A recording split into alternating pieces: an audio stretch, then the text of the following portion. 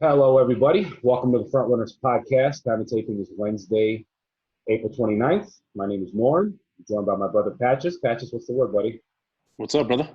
Not much, man. Just staying quarantined, practicing social distancing amid the COVID-19 pandemic. Mm-hmm. Second week in a row, we've gone digital. For for viewers that are listening and watching, we are on YouTube. This is our second consecutive week being on YouTube. So in addition to all the podcast outlets you can find our show on. You can find us on YouTube as well. Future YouTube stars. Yeah, future YouTube stars. You see our beautiful faces in addition to listening to our beautiful voices. Let's get paid. Yeah. We got a packed show for you this week. Kind of like what we did last week. We want to talk about The Last Dance. Obviously, it's a big topic, a big story in the NBA and sports right now. Documentary going on with the Bulls on ESPN. Episodes 3 and 4 aired over the weekend, so we're going to get into that. And then we're going to get into the draft recap. Draft happened over the weekend as well. We're getting into a lot of the different picks, a lot of the different strategies that some of the teams executed. And, we've got some activity in the NFL as well in free agency. We got Jameis Winston signing with a new team, and we may have some traction happening with some of the leagues maybe starting up activity in the next couple of weeks. So let's get right into it, man. I want to start with The Last Dance. Obviously, you got the Pistons jersey back there, so we're gonna get into that in a moment.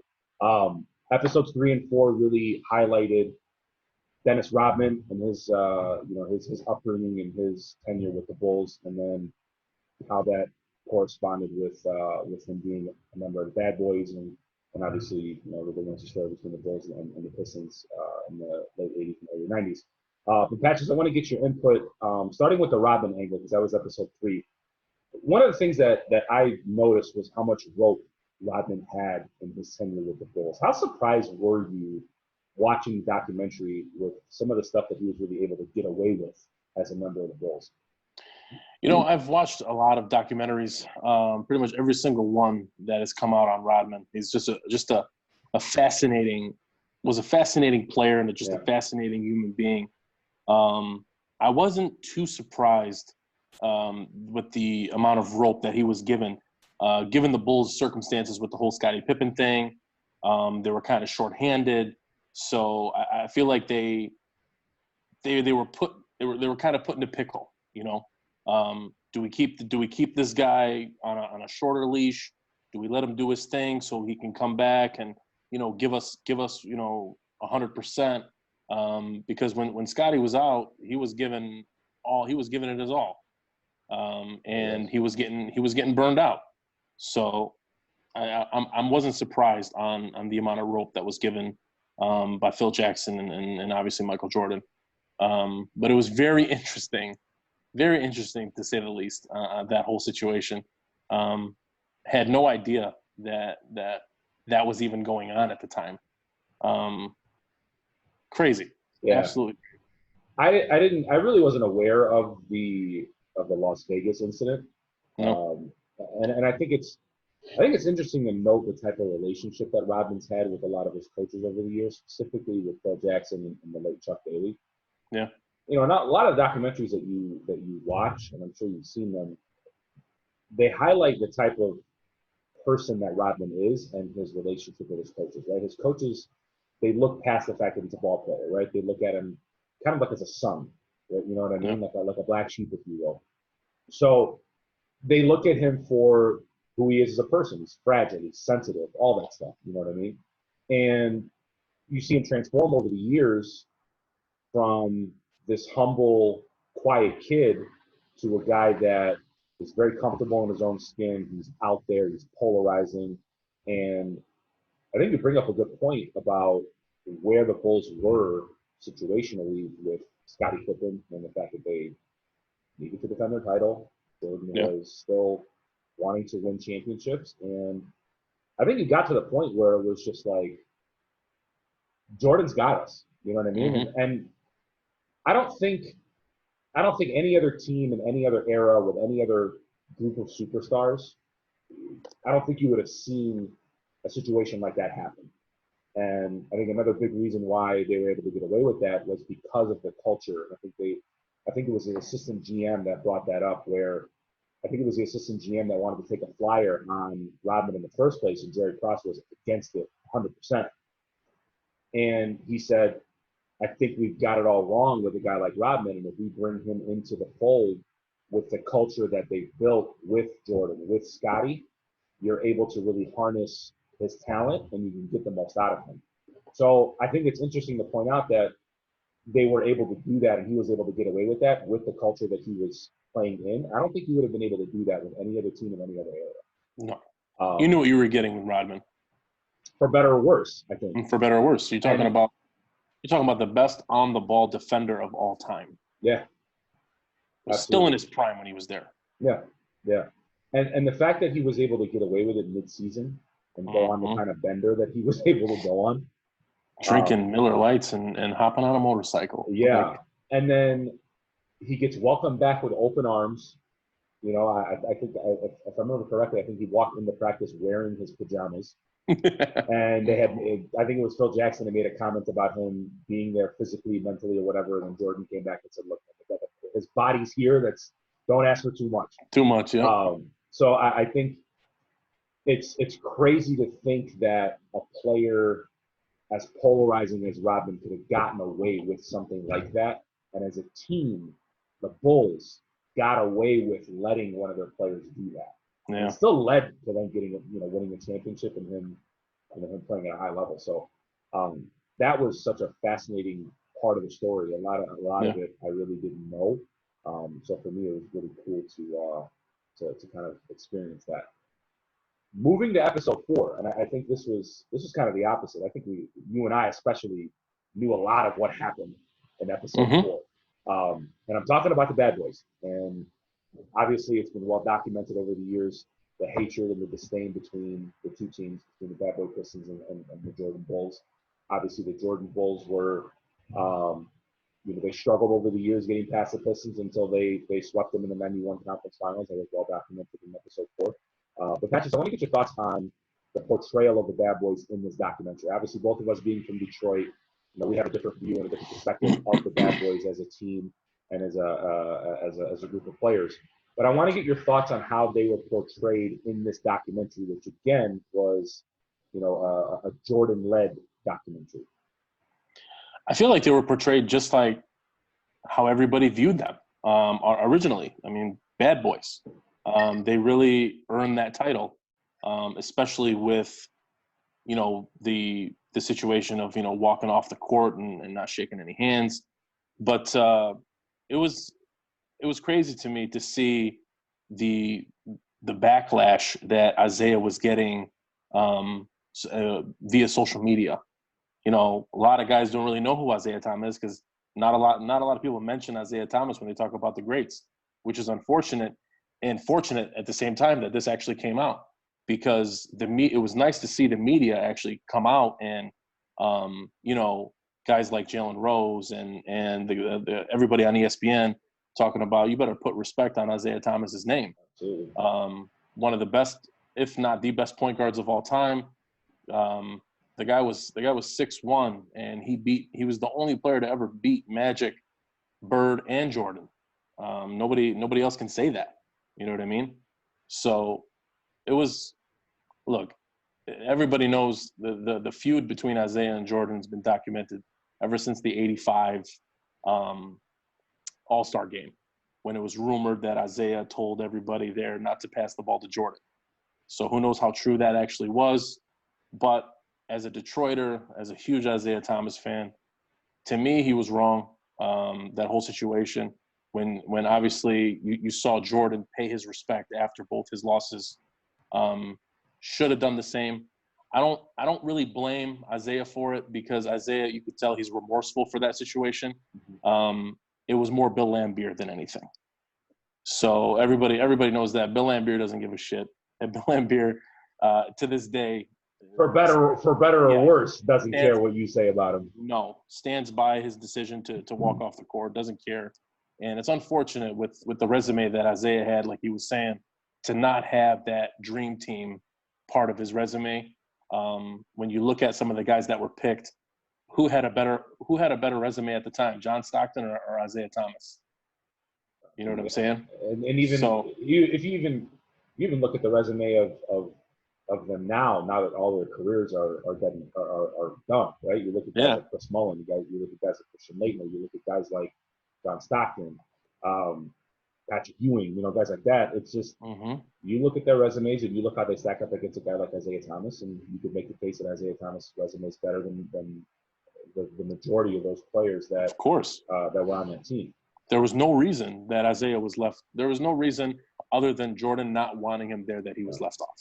It's so obvious. Yeah, and I think going back to the original question, I wasn't surprised by the portrayal, especially when the reports are that the documentary wouldn't have happened unless Jordan had the final say so in pretty much every component of this documentary. So, you're not going to have a situation where he's portraying them in a positive light because it's his documentary.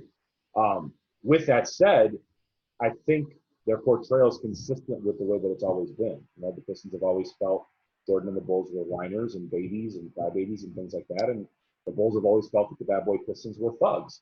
So I think it's very consistent. But I will add this: I think the feelings and the portrayal of the bad boys, I think, is very consistent with their portrayal across the country outside of Detroit. Like, I think if you talk to people outside of Detroit that follow basketball, I think a lot of people feel the same way about the Pistons as nobody liked them. Nobody liked them. That's the bottom line. Yeah. And you could tell Jordan was triggered. As soon as that question about Isaiah popped up and they were going to show him something, he was triggered, and you could tell he became instantly upset.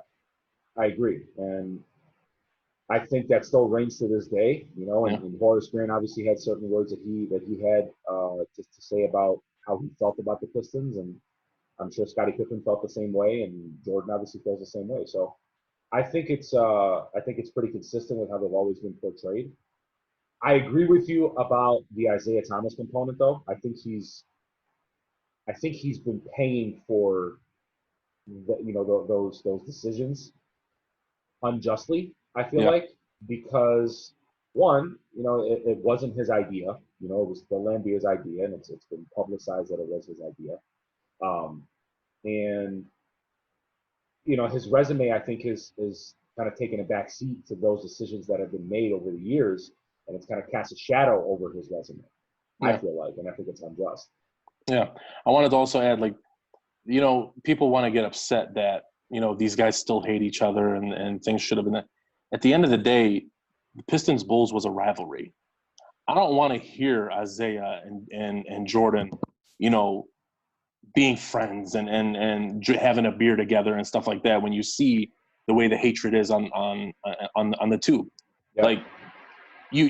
People want rivalries. People love rivalries, but the teams are supposed to hate each other. That's what made sports so great back in the day. Yeah, I mean, the game's different now. You know what I mean? Yeah. You got a lot of people that are buddy, and a lot of people talk about, could this player play in this era and vice versa. I think a big component of that is the camaraderie component of it. Yeah. I mean, guys like Jordan, guys like Isaiah Thomas, guys like Larry Bird, Magic Johnson, guys like that. Magic Johnson and Isaiah Thomas were very, very close friends. And I think to this day they're still very close friends, obviously. And when they got on the court, they wanted to kill each other. There was, I think, in the Bad Boys documentary that aired a few years ago, Isaiah Thomas had specifically mentioned an instance where Magic Johnson hit him across the middle with an elbow, and it kind of caught him off guard. And he's like, "What the hell's going on here?" And I think at that point you kind of figure, all right, well, friendship's kind of out the window, and now it's time to play ball. Mm-hmm. So I agree with you there in terms of not having that camaraderie. Like, you want the competitive spirit behind it. So, it's just the times are just very, very different. I will say this though, I'm very, very excited to see what happens in episodes 5 and 6. I think they're going to talk about obviously some more components of that story. But it's been such a fascinating couple of weeks to watch that documentary kind of unfold. And luckily for me, watching it, there've been a lot of things that I've watched that I really didn't know. So this is more educational. It's nice, yeah. More than anything. So It's been really fun. I want to shift a little bit to the draft. Obviously, we went through our draft preview last week, and the NFL draft came and went.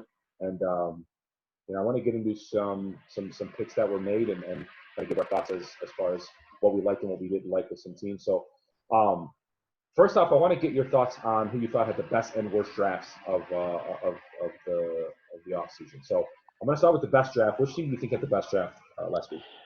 I was going back and forth between Baltimore and Arizona. I loved what Arizona did, getting Isaiah Simmons where he fell. I feel like he was the steal of the top 10. But looking at everybody's draft and from top to bottom, it's hard not to pick the Ravens. Ravens had got my favorite linebacker in this draft, Patrick Queen at LSU. Guy's a stud. The last two times that the Ravens took a middle linebacker in the first round was Ray Lewis and C.J. Mosley, and it worked out really well for them. They're both pretty good, especially. They followed it up with J.K. Dobbins in the second round. I think he's going to add a nice duo with him and Ingram in the backfield, especially since they love running the ball. My favorite pick was the Justin Matabuke. Stud. Had a first round grade. 6'3", 300 pounds. Kid ran a 4.8. Athlete, 31 reps on the bench. Hell of a player. They had 10 picks in this draft via trade and compensatory, the comp picks. They filled out their holes if they even had any. So I liked a lot. I liked what the Ravens did a lot. I think one of the best drafts, in my opinion, I think were the Vikings. And you talk about a team that had a lot of picks in the draft. The Vikings started this draft with 12 picks, ended with 15. They made a number of deals. They were really aggressive throughout the entire draft process. One of the things that I really liked about the Vikings is that they were able to address a number of needs really early. And that was, for me, the picks of Justin Jefferson and Jeff Gladney, both in round one. You lose Stephon Diggs. You get a huge haul for him from Buffalo. You get a bunch of draft picks. And then you cut ties with Xavier Rhodes, who was a little bit on the decline. And then you replace them with younger, cheaper, and hungrier players at the top of your draft. So I really like what they were able to do there, and I think the fact that you were able to draft 15 guys is remarkable. They were aggressive. Like I said, they got younger, and they really added a lot of pieces that can help them make a Super Bowl run. Kudos for them, and I thought they had a fantastic draft. Conversely, teams that you thought had the worst draft, who do you think had one of the worst drafts over the weekend?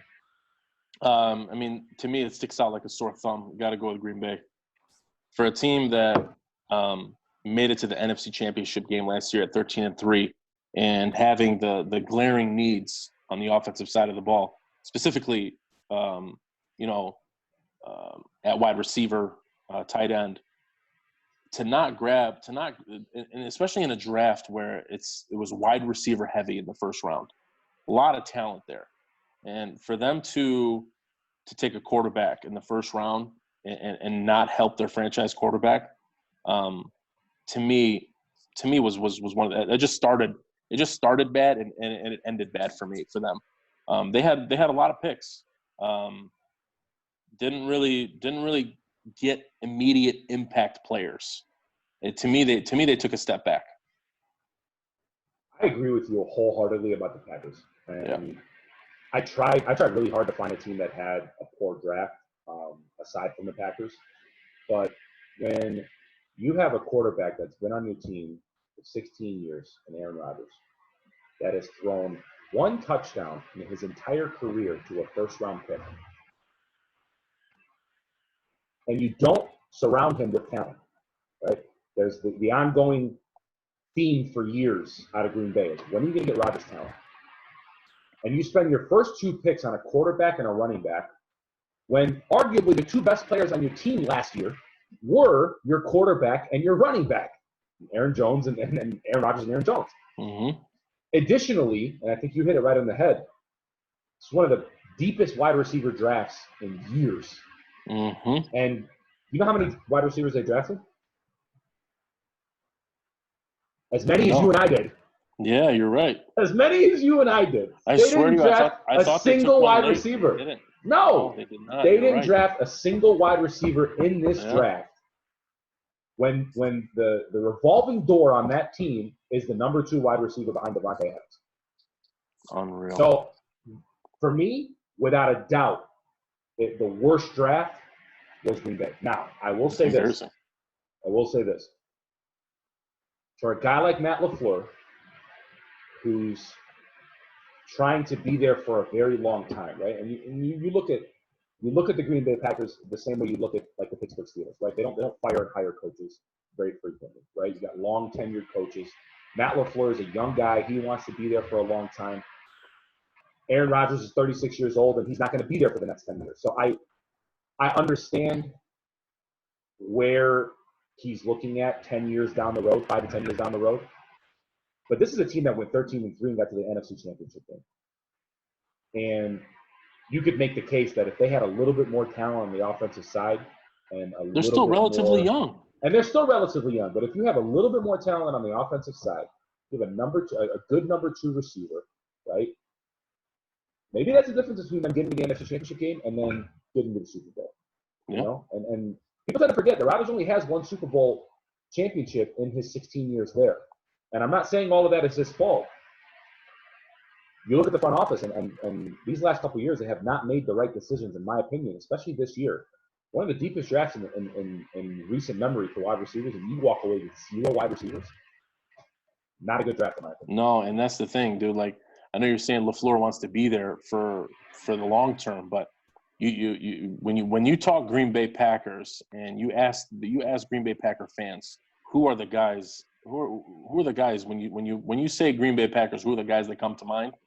People are going to say Brett Favre, and people are going to say Aaron Rodgers. Mm-hmm. And if you're the coach that's going to be responsible for getting A-Rod out of town, and Jordan Love turns out to be nothing, and you lost Aaron Rodgers for the next 4 years, and Rodgers goes somewhere else and wins, that's not going to sit well with Packer fans, nor is it going to sit well with the organization. I agree. So I feel like LaFleur should have been, he needs to be kissing some ass a little bit with this guy, bro. A-Rod, he's got a resume. The guy's been in the league for a long time. He's been a top 5 quarterback his whole career. Talent wise, I mean, who's to say there's been a quarterback in the league that's had more talent than Aaron Rodgers has? I'm just talking about his physical attributes, like the way his arm, his mobility, his awareness, just everything. And the fact that he's only thrown 1 touchdown pass to a first-round pick, that's a crazy ass stat, dude. Let's move on to some individual selections. So obviously the draft happened over the course of 3 days. First round happened on Thursday. Rounds 2 and 3 happened on Friday. Round 4 through 7 happened on Saturday. I want to get your thoughts on some of the best and some of the worst picks throughout those days. Let's start with day 1, first round. Go ahead and give me your best pick out of the first round in this year's draft. I think it's obvious. And CeeDee Lamb at 17 to Dallas. Crazy that he fell that far, especially with the Raiders taking Ruggs at 12. CeeDee Lamb was gifted to the Dallas Cowboys, straight gifted. They got themselves a stud to go along with the rest of the studs that they have on offense over there. So that's to me, that one's just so obvious. CeeDee Lamb's a big one. I think one of the better picks for me was Isaiah Simmons. I expected Simmons to fall a little bit. Actually, in our mock draft last week, I had him going 9th to Jacksonville and ended up 8 to Arizona. It's still surprising to me that he fell the way that he did. I mean, and you look at a team like Arizona that is young on defense, right? And they need playmakers. And Cliff Kingsbury is a younger coach. He's an innovative coach. I know he's innovative on the offensive side, but to have a defensive anchor like that and Isaiah Simmons fall to you at 8, I think is a really, really nice boon for them.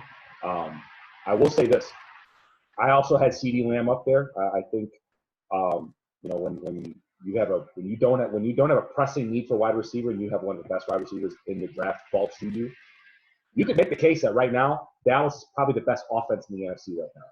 Yeah. And I think in the entire NFL, I think the only teams that may have a better offense than them would be KC and maybe Baltimore. So that's a great pick for them. I think another pick for me, I think is Tua. I think Tua at 5 for Miami. Steal. I've been on the Tua train really since day one. I thought the Lions should have taken him at 3. But I think for you to not give up any draft capital whatsoever and still end up with your guy is remarkable. So you can thank the Lions for that one. Yeah, absolutely. You can thank the Lions for that.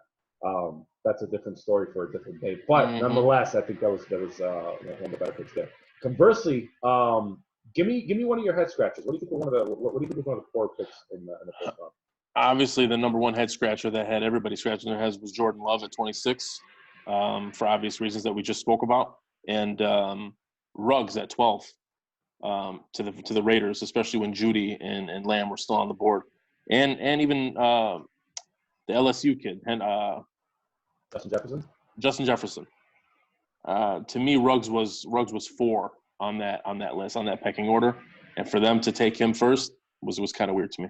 See, I'm not surprised that Ruggs went to the Raiders because the Raiders have always been a team that they do. Have been height, weight, speed guys, and Ruggs blitzed the combine. And I talked about it last week during our draft review. I thought Ruggs was going to the Raiders, and I was right there because of his combine. I want to stick with the Raiders though, because they had 2 first-round picks, and they took Damon Arnett, cornerback. And you look at a lot of these mock drafts, man. He was not a first-round pick in a lot of these mock drafts. And I understand that they needed defensive help. I'm not sure he was the guy, especially with the linebackers that you had available. You talked about Patrick Queen. Zach Quan was available. I don't know if he was a first-round pick, but still, he was available. I think that there were better players in that second level that would have been a more immediate impact, especially with them losing Khalil Mack not too long ago. They're still looking for that replacement. And I think a guy like Patrick Queen would have been a great fit for the Raiders. I wouldn't have had a problem with him going 19th. Obviously, he's a great value at 27 going to the Raiders, or to the Ravens. But he would have been a great fit with the Raiders, and I think the Arnett move would have been is a little bit questionable. Let's move on to day 2. Let's start with the best pick of day 2. Who do you think was one of the better picks there? I'm gonna go with my Detroit Lions and DeAndre Swift. Okay. In our mock draft, I had Swift going to Kansas City in the first round. I thought he was going to be the first running back off the board. And for the Lions to throw a curveball at everybody and take the best player available on the board was really, really nice to see. I think Swift is going to add a different dimension to our offense that we haven't seen in years. It's exciting. He had a first round grade for everybody. You talk to all the guys, you talk to whoever. DeAndre Swift was probably the best prospect running back coming out of this draft.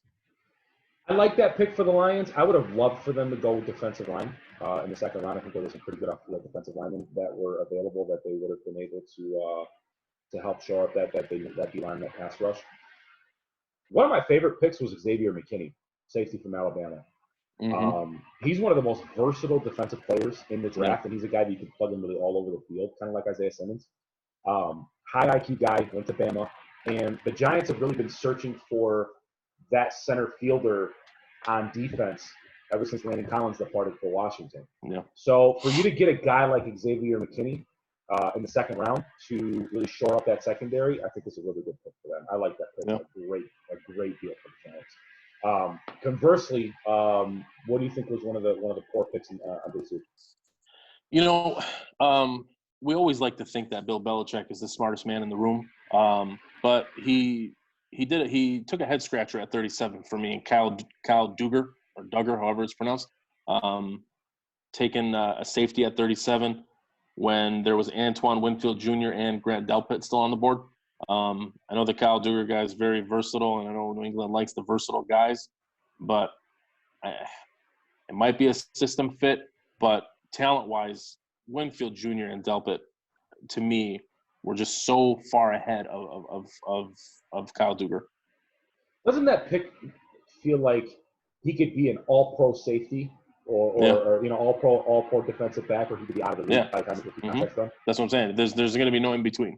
Yeah, there's no in between. One of the bigger head scratches for me was Cole Kmet from the Bears. Chicago spent their first pick of the draft on a tight end after you sign Jimmy Graham, when you've got a number of offensive linemen available, a number of wide receivers available, still pretty deep at that point. And offensive line and wide receiver and playmakers on the outside are more pressing needs, I think, than tight end, especially when you sign Jimmy Graham. So I think you need to give Nick Foles weapons there, or whoever the quarterback's going to be, whether it's him or Mitch Trubisky. So I'm not a fan of them picking a tight end with their first pick, especially after them picking Jimmy Graham with all the other pressing needs. So I wasn't a huge fan of that. Let's move on to day 3. More diamonds in the rough there. What do you think was one of the best picks there in day 3? The one that stuck out to me, another one in our backyard, Quintez Cephus. Didn't know much about him until they played a clip of our first-round pick at the Combine talking about the best wide receiver he went up against in college and mentioning Quintez Cephus. Yep, Jeff Okudah. And looking at the kid's highlights, looking at his measurables, the guy has all the talent in the world to become a really good wide receiver in the NFL. And for the best corner coming out, best prospect, since Jalen Ramsey to come out and talk about a wide receiver, and we actually got him in round 5, to me it looks like it's going to be a steal. I hope you're right, man. Yeah. I hope you're right. One of the picks that I really liked was Bradlee Anae, the defensive lineman from Utah. And for Dallas to snatch up one of the stalwarts of one of the best defensive lines in college football in round 5, I think was a nice fit for them. They've already got a pretty talented defense on really all levels. So for you to bring in a big-time defensive nose tackle to play in a base 4-3, I think is a pretty nice selection for them. So I really like the Bradlee Anae pick out of Utah for Dallas. Yeah. Worst pick in day 3. I mean, it's kind of hard to nitpick at that point, but you know what? It was hard. Yeah, it was very hard. I was gonna go with the kicker that New England took in the 5th round, but like you said, it's hard to nitpick and find a bad draft pick on the 3rd day. So I got another good one. Donovan Peoples-Jones, 6th round pick, 187 to the Cleveland Browns. Guy was a 5-star recruit coming out of high school. Was just plagued by bad quarterback play. Didn't really see the kid's full potential. If Cleveland does it right with him, I think you'll see him shine a little bit, and you're going to see some of that talent that he has come out. I think one of the head scratches for me was Logan Stenberg. We keep it here in our backyard in Detroit. I think the Lions had. I liked him. I don't know, man. I think you had. I like him depth. more. I like him more than the Jonah Jackson pick. I like the Jonah Jackson pick. I think Jonah Jackson could be a day 1 starter, Pro Bowl type of guard. I think both of them can. Well, I really do. I think for Stenberg, again, there are so many glaring needs on the Lions, right? And we talked about it earlier. Glaring need for them is pass rush. And, they didn't really aggressively address that. And I think in the middle round of the draft, I'm sure there was somebody there that you could have made a move for. And then, you sign Vaitai to a $50 million contract. You draft Jonah Jackson. And then right after that, you draft another offensive lineman. I didn't understand the logic behind that. And I think whether you pass on Jackson and go defensive line, or you take that's what Jackson, I would have liked them to see. Yeah, either way, way or another. That early, I think it should have. I think this should have been defensive line instead of Jonah Jackson. I would have liked that a lot more. Yeah, in the 3rd round, there was a lot of defensive line talent there. Yeah, and I think there was a lot of defensive line talent in the mid-rounds of the draft, and I think with either one of those players, whether you pass up on either one of them, I think there's going to be some talent there on the defensive line. So I didn't really agree with that move, but in the trenches on the offensive line, you have an aging quarterback. I understand where you're coming from, but I just think with all the pressing needs that you had, I think you could have made a move somewhere else. Yeah. I want to move on to the Packers a little bit more. I know we talked about them at length a little bit. Neither one of us were really big fans of their draft. Former Packer legend Brett Favre, also not a big fan of their draft. He was recently on the Rich Eisen show, and he had some pretty interesting things to say about the relationship between Rodgers and the Packers. And Favre came out and said that he thinks that Rodgers is going to finish his career with a different team, and that Green Bay has, quote-unquote, burned a bridge with Aaron Rodgers. Patches, what are your thoughts on Favre's comments about the Packers and Aaron Rodgers? You think Listen, they're kind of you know how I feel about Brett Favre. I'm not the biggest fan of Brett Favre, but I think he's onto something. I think the writing is on the wall. Like we talked about earlier, you're a team that just went 13-3, with Aaron Rodgers not even playing like Aaron Rodgers because you're running the ball, and you go and you trade up. You trade up in the first round to take a quarterback and not draft a single wide receiver to get him up, an immediate impact player on offense. To me, it looks like they're getting ready to move on from him. They're just waiting. I think they're just waiting for him to ask for a trade. I can't see a situation where Rodgers is even going to play possibly this season. I wouldn't be surprised. Yeah. Wow. I really think something like this is gonna really put Aaron Rodgers over the top. Had a rocky relationship throughout the whole season. Very passive aggressive. Things that I was reading on the CBS report about how Packers are kind of done with Rodgers' passive aggressiveness towards just everything. And I think this is going to lead to a trade. I mean, the guy has got 4 years left on a deal. As a Lions fan, I'll take it. Get him on. I'd rather play against Jordan Love for the next 4 years than Aaron Rodgers for the next 4 years. So, yeah, I mean, I think for a guy like Favre to come out and say that, a bridge is potentially burned, right? It's not out of the realm of possibility that he finishes his career somewhere else. I mean, he's 36 years old. He's been in the league for a very, very long time. He's been with the Packers for a very long time. And I talked about it earlier, right? You look at a guy like Matt LaFleur that wants to be there long term. It's planting his own roots, right? This is his second draft. And he probably doesn't have a ton of ties to a guy like Aaron Rodgers, right? And then if Aaron Rodgers was 30 years old, even maybe 31, 32, I could understand the hang-up behind drafting a quarterback in the first round. But the fact that Rodgers is 36 years old, and over the last few years he's been very injury-prone, and from a production standpoint, he hasn't been the Rodgers of old, right? And I think if you look at it organizationally, it's not the wrong move if you're Green Bay, right? I don't agree with it because I think you're rubbing a guy like Aaron Rodgers the wrong way, and I think your window to win a Super Bowl is closing. It's still open. I think you could have used those picks on weapons to put you over the top. I don't fault Matt LaFleur for looking 4 or 5 steps ahead. It's just I would have gone in a different direction. But when you say the window is it's still open, I think it's very much open for the next, at least with Rodgers.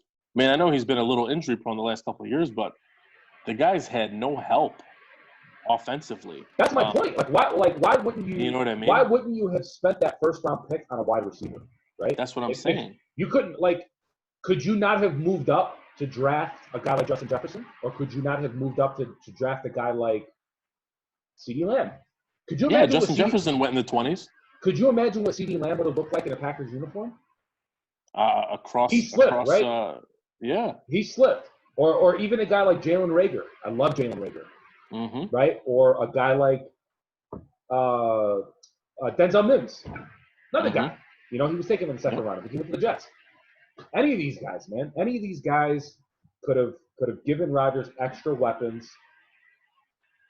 I don't necessarily fault them for taking a running back in the second round. Okay, fine. You wanna have extra depth at that spot. Aaron Jones is maybe not the healthiest person in the world. Sure, whatever. But I think with that first round pick, you got to get somebody day one starter, immediate impact for a guy like Aaron Rodgers. Yeah.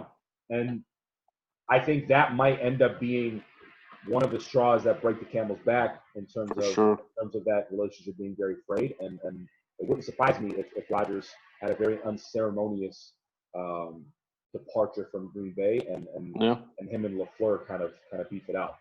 So it's going to be really interesting to see. I don't have his contract numbers in front of me offhand, but I'm sure he's got a couple years left on his deal. Whether 4 years.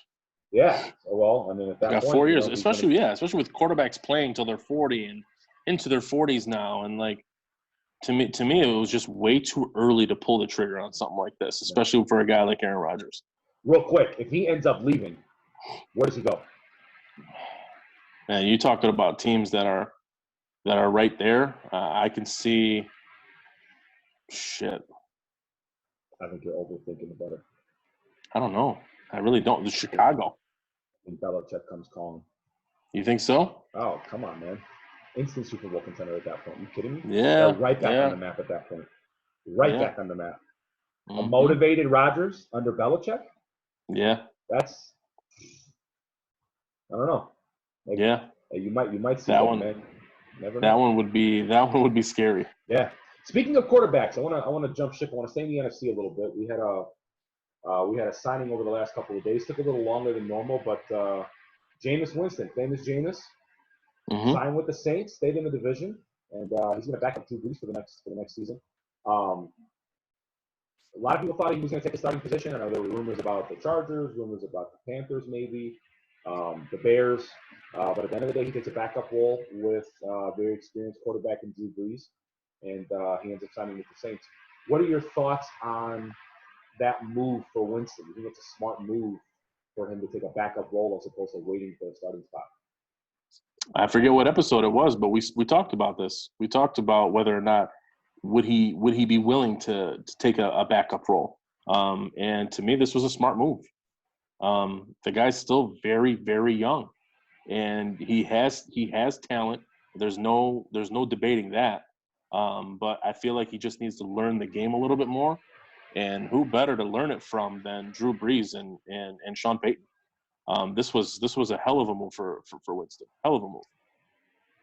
I think if he can learn to kind of humble himself, which I think this is the first step of him humbling himself. This is kind of like a redemption tour, if you will. For him to recognize that he may have to take a step back in order to take that 2 steps forward. I think it's a good move for him, and I think for him to grow with a guy like Drew Brees, like I said, humble himself.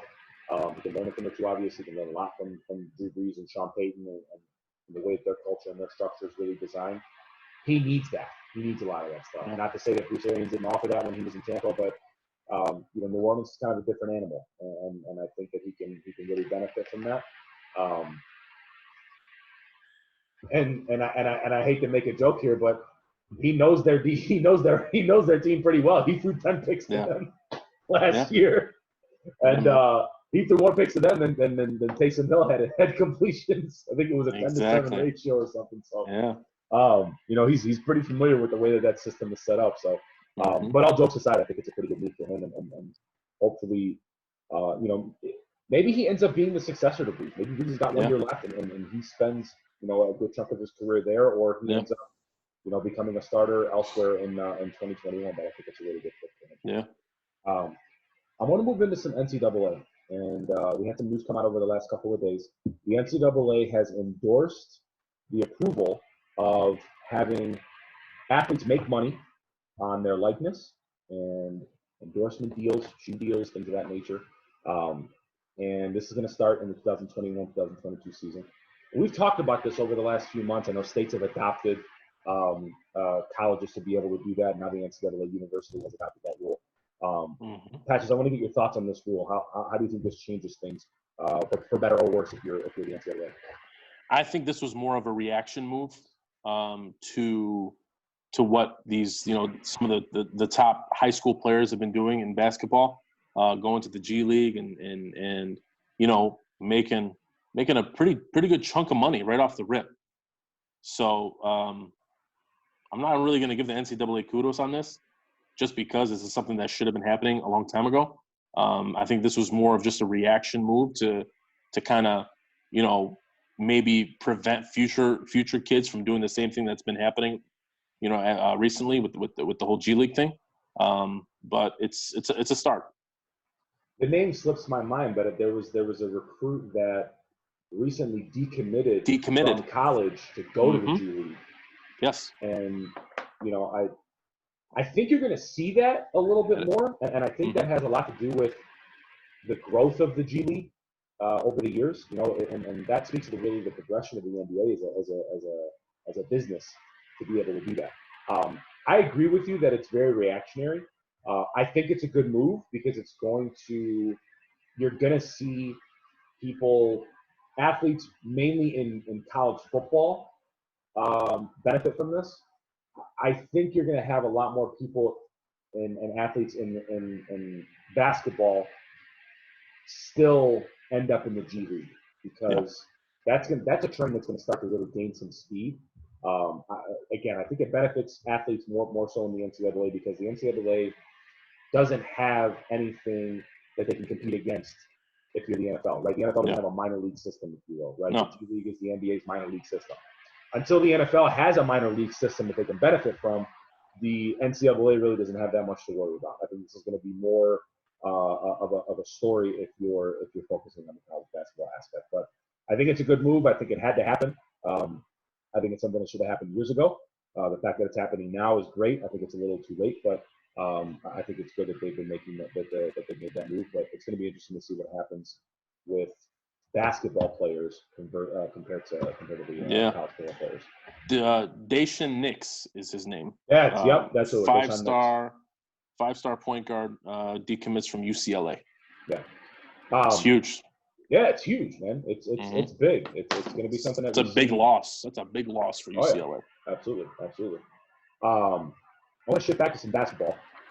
And there's been some rumblings that the NBA is going to be potentially opening some doors to practice facilities. I know the Lakers have been talking about doing that starting on May 1st, and the NBA will be hopefully targeting that date for some cities that are loosening up their stay-at-home orders. Patches, do you think that we're going to see basketball by the 4th of July at this point? That's a target date that a lot of people have been talking about. Do you see the NBA starting back up come July 4th? I do. I feel like a lot of the states are, easing up on their shelter and home, reopening things slowly. I know that the NBA, they've been saying that they have had a plan in place for a while. I think basketball is going to come back, but it's going to be without fans. I don't know how that's going to go down. I was talking about that a little bit with my brother earlier today, and just not having the fans at the stadium is going to be very weird. I'm sure they're going to have some kind of simulation playing that's going to have crowd noise and things like that, because I don't think the players are going to want to play in a quiet gym. That's going to be my thing for them. I hope you're right with the July 4th, with that July 4th deadline. Going back to your point about the crowd noise, though, I'd be interested to see what the game would sound like without the fans, specifically when it comes to the trash talking and the communication from the players and the coaches and the bench. You're going to hear all that. You don't hear a lot of that stuff right now. Yeah, you will hear it now. You don't hear a lot of it, and you will hear a lot of that stuff this time around. I'd be fascinated in seeing what a game would look like under that setting. But a lot of players have come out and said, like I know LeBron has said a lot of times, he won't play unless it's in front of fans. I get where he's coming from. The bigger picture is that, hey, look, we probably have to get the season going at some point, and even if you're a guy like LeBron, you kind of understand that this might be his last best chance for him to win a championship. So fans or not, I think if the decision comes where, hey, look, we may designate. I know Disney World was one of the settings that they were talking about potentially doing that at, which I think is fascinating. They were talking about Vegas. They were talking about other parts of LA. So I think it's going to be really, really telling in these next couple of weeks what a lot of these cities end up doing. Like I know in Detroit where we live, the stay-at-home order has been extended to the 15th. So at least through the second week of May, we're not going to really see anything from a sports perspective. It could change, with the other 49 states and with the other 29 teams in the NBA. So I hope you're right.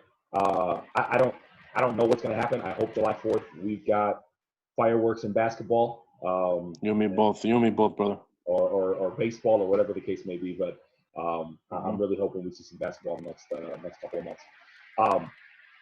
want to finish up our show with some of the news that broke with the NFL. We were talking about the NBA possibly opening up its doors very soon. There were some proposed changes that the NFL has been going back and forth with to streamline their ability to start a season relatively on time for the 2020 campaign. Some of the changes that were being proposed were a season starting on October 15th, which is about a 4 to 5 week delay compared to where the season normally starts, which is typically the week after Labor Day.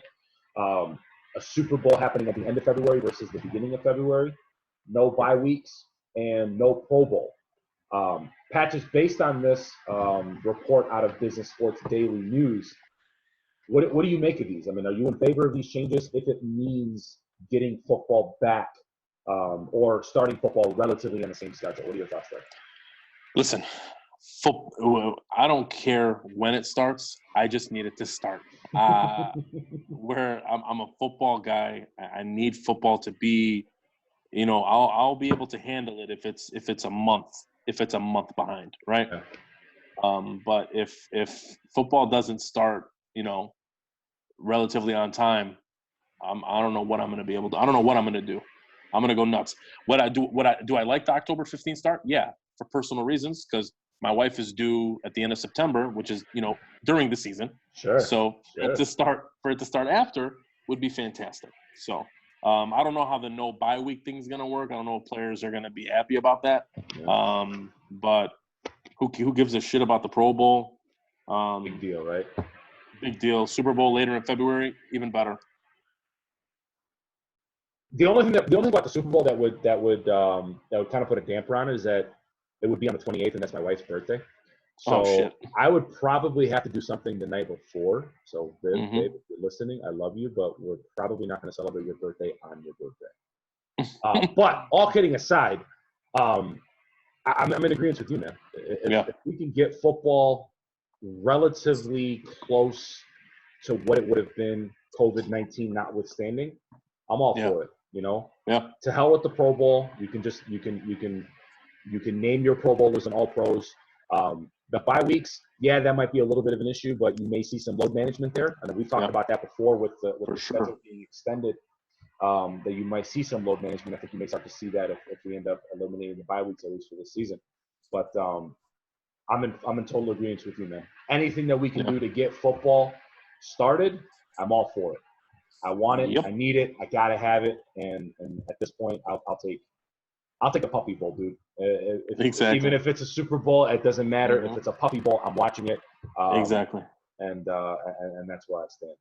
On that note, we're going to close out the Frontrunners podcast this week. I want to thank everybody for watching. I want to thank everybody for listening. Like we mentioned earlier in the show, we are on YouTube now. This is going to be our second consecutive show that we air on YouTube. We're available on YouTube. We're available on all podcast formats: Apple Podcasts, Google Play, Radio.com, SoundCloud. Check us out on our Instagram page, Frontrunners Podcast. Our YouTube channel is Frontrunners Pod. Very easy to find us all. Patches runs our Twitter feed, Frontrunners Pod as well. We're going to be back and better than ever next week with a bunch of new topics, a bunch of new conversations. And we want to thank you guys all for listening and watching. And Patches, I bid you adieu. I will see you next week, one way or another. And thank you very much for joining us. Have a great week, everybody. You too, brother.